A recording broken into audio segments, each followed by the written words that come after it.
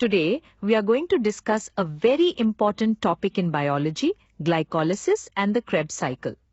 If you have ever wondered how the food we eat is converted into energy inside our body, then this lecture will help you understand that process in a simple and meaningful way. So let's begin. First, we need to understand the bigger process called cellular respiration. Cellular respiration is the metabolic process by which cells convert glucose and oxygen into ATP, which is the usable energy currency of the cell. The overall reaction is glucose plus oxygen gives carbon dioxide, water, and around 30 to 32 ATP molecules. Now, not all the energy from glucose is stored as ATP. Around 40% is captured as chemical energy, while the remaining energy is released as heat. So, cellular respiration is efficient but not perfectly efficient. Now, before we go deeper, let's understand where these reactions happen inside the cell. In eukaryotic cells, glycolysis takes place in the cytoplasm, while the intermediate step and Krebs cycle occur inside the mitochondrial matrix. The electron transport chain occurs in the inner mitochondrial membrane. But in prokaryotic cells, because mitochondria are absent, most of these pathways occur in the cytoplasm and the electron transport chain happens on the plasma membrane. So, the location depends on the type of cell we are talking about. Now, let's focus on mitochondria, often called the powerhouse of the cell. Mitochondria have a smooth outer membrane, a highly folded inner membrane, and a fluid-filled region called the mitochondrial matrix. These folds of the inner membrane are called cristae, and they increase the surface area for energy-related reactions. The Krebs cycle specifically happens in the mitochondrial matrix, which contains the enzymes needed for this cycle. With that background, let's move to the first major phase, glycolysis. The word glycolysis comes from Greek words meaning sweet and splitting. So glycolysis literally means splitting of sugar. In this pathway, one 6-carbon glucose molecule is broken down into two 3-carbon pyruvate molecules. A very important point is that glycolysis is an anaerobic process, meaning it does not require oxygen. Now, glycolysis is divided into two stages. The first stage is called the energy investment phase, covering steps 1 to 5. As the name suggests, the cell invests energy here by using 2 ATP to activate glucose. Then comes the energy payoff phase from steps 6 to 10, where the cell starts gaining energy. This phase produces 4 ATP and 2 NADH. But because 2 ATP were used earlier, the net gain from glycolysis is 2 ATP and 2 NADH per glucose molecule. Now, let's quickly go through the 10 steps of glycolysis.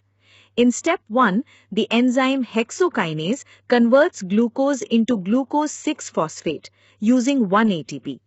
In step 2, glucose 6-phosphate is rearranged into fructose 6-phosphate. In step 3, phosphofructokinase 1 or PFK1 converts fructose 6-phosphate into fructose 1,6 bisphosphate using another ATP. This step is very important because it is the major rate-limiting step of glycolysis.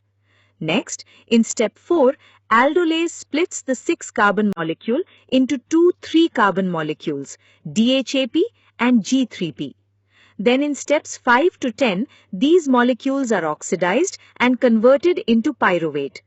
During these later steps, NADH is formed, ATP is generated, water is released, and finally pyruvate is produced.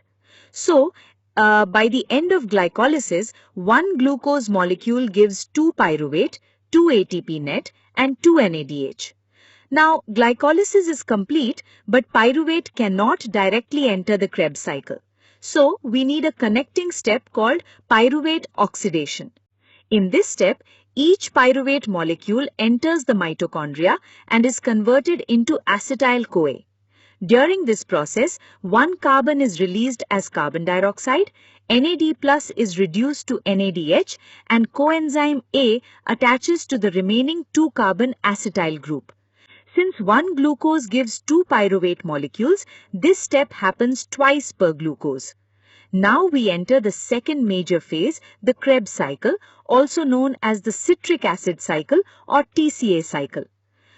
This cycle is extremely important because it is a central hub of metabolism. It does not produce a huge amount of ATP directly, but it produces NADH and FEDH2, which are later used in the electron transport chain to produce a large amount of ATP. In the Krebs cycle, acetyl-CoA combines with oxaloacetate to form citrate. Through a series of enzyme-controlled reactions, citrate is gradually oxidized, carbon dioxide is released, and oxaloacetate is regenerated so the cycle can continue. For each turn of the Krebs cycle, we get 3 NADH, 1 FADH2, 1 ATP or GTP, and 2 carbon dioxide molecules. Since one glucose forms 2 acetyl-CoA molecules, the Krebs cycle runs twice for every glucose. Now, let's look at the energy accounting. In glycolysis, ATP is first consumed and then produced. NADH is also formed, which later contributes to ATP generation. During pyruvate oxidation, more NADH is produced. Then, during the Krebs cycle, even more NADH and FADH2 are generated. These reduced coenzymes carry high-energy electrons to the electron transport chain where most ATP is finally produced. Overall, one glucose molecule can yield approximately 30 to 32 ATP molecules depending on the shuttle systems and cellular conditions. So, to summarize everything in a simple flow, glucose is first broken into pyruvate during glycolysis. Pyruvate is converted into acetyl-CoA during pyruvate oxidation, and acetyl-CoA enters the Krebs cycle to generate NADH, FADH2, ATP or GTP, and carbon dioxide. The most important thing to remember is that glycolysis begins the breakdown of glucose, while the Krebs cycle completes much of the oxidation needed for efficient ATP production.